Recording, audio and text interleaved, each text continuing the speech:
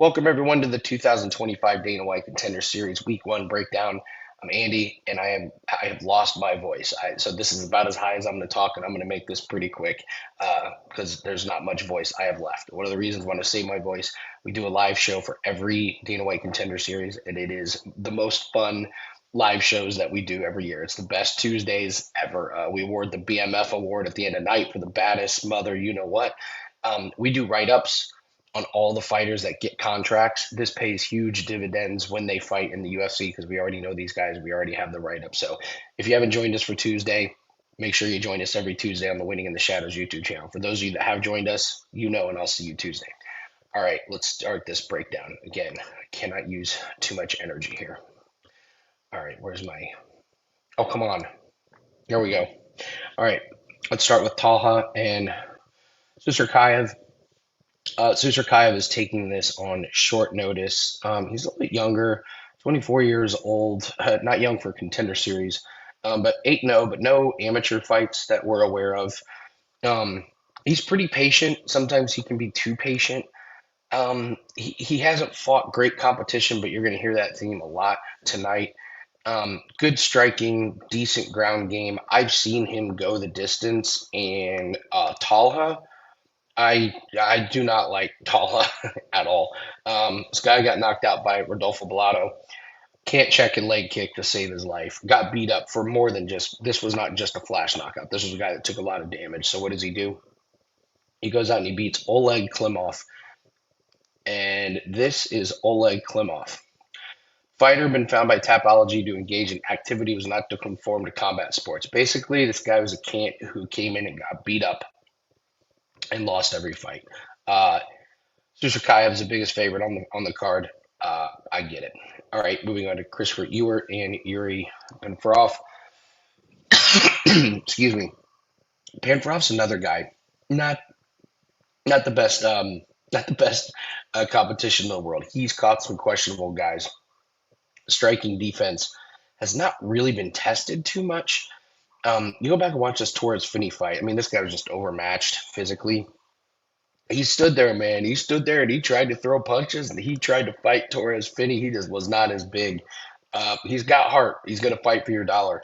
He fights Christopher Ewert, who Ewert just much better competition. Um, at times he can be real tentative on the feet. His last fight, he was way too tentative against Reese Watkins. That is not going to fly on Contender Series. I can assure you, Panferov is not going to play it safe. I think he's going to cause the car crash in this one.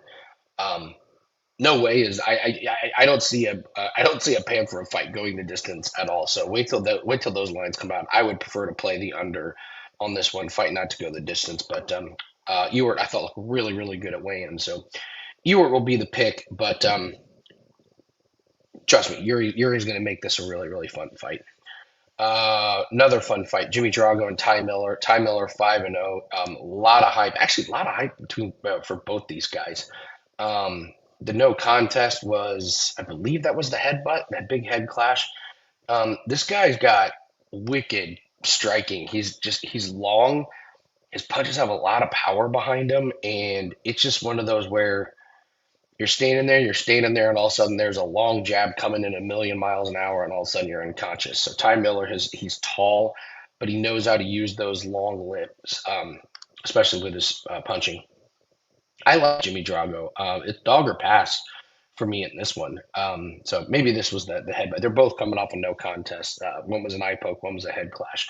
But yeah, Jimmy Drago, he's going to stand in. He's going to throw. He's not going to be scared of Ty Miller. And honestly, if he stays out of the way of that super long, powerful jab that has floored guys, he can get inside. I also like that Drago's just got more experience. He's got a bunch of amateur bouts.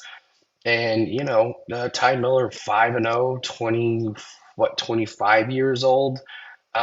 He's got some amateur bouts, but I don't know, 5-0 against guys that are, 1-0, 1-0, 3-3, 4-2. I think it's dog or nothing in this one. Jimmy Drago is going to make this a really fun fight.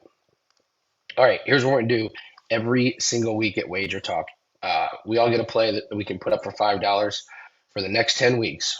My $5 Tuesday play is going to be the Contender Series best bet of the week. That's right. We're discounting every single Contender Series down to $5. I was thinking about running a season-long special. It's like, nope, you're just best bet of the week on Contender Series. It's just going to be $5 every single Tuesday. So should be a fun experiment. We love Contender Series. We're coming off of a 4-0 run in UFC, including 2-0 over the weekend. So go grab that Contender Series bet. Nobody studies this stuff like we. Well, I don't want to say nobody. There's people that study it, but to have good term and long term success with it, we've proven it. So $5 Contender Series bet of the week. Go grab it. All right, Radley da Silva and George Mangos. Both these guys, I think, are going to eventually end up in the UFC. Both of them really good. Let's start with Radley da Silva. What do we like about him? Good use of his length. His arms are pretty good, and he's got finishes by some different weights. He's got a rear naked choke. The spinning wheel kick was good. I watched him go decision, so he can kind of do a little bit of everything.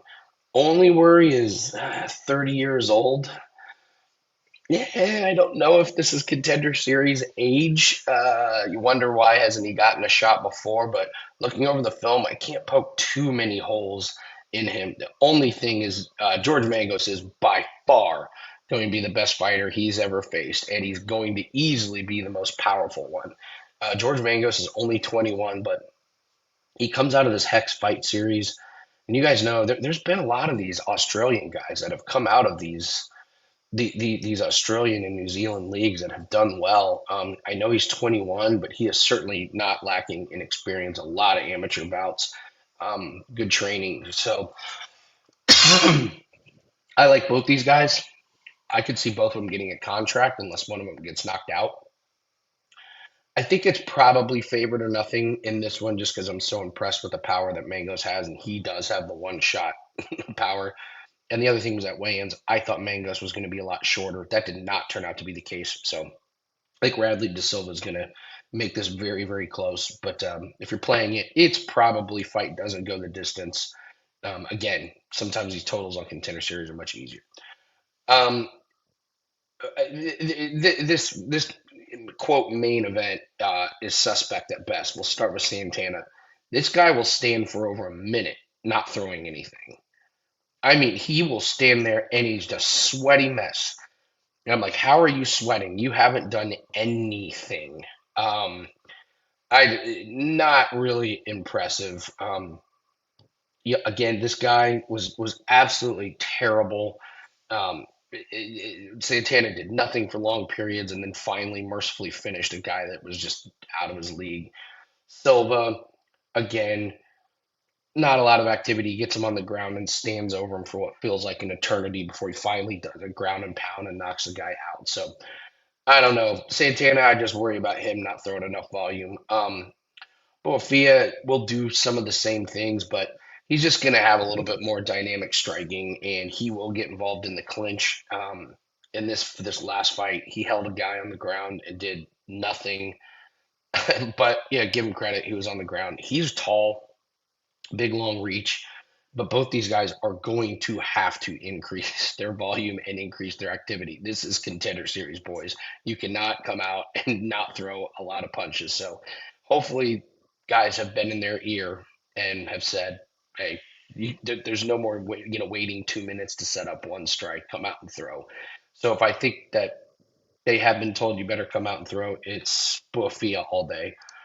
I just don't think Santana is going to have any type of cardio to last for 3 rounds if this has a lot of activity. So Bouafia, but again, I think this fight doesn't go the distance. Even though I just got done saying that these guys are going to be low volume, how many times have we seen fighters on Contender Series that we thought were going to be low volume and then comes out and turns out they got good advice?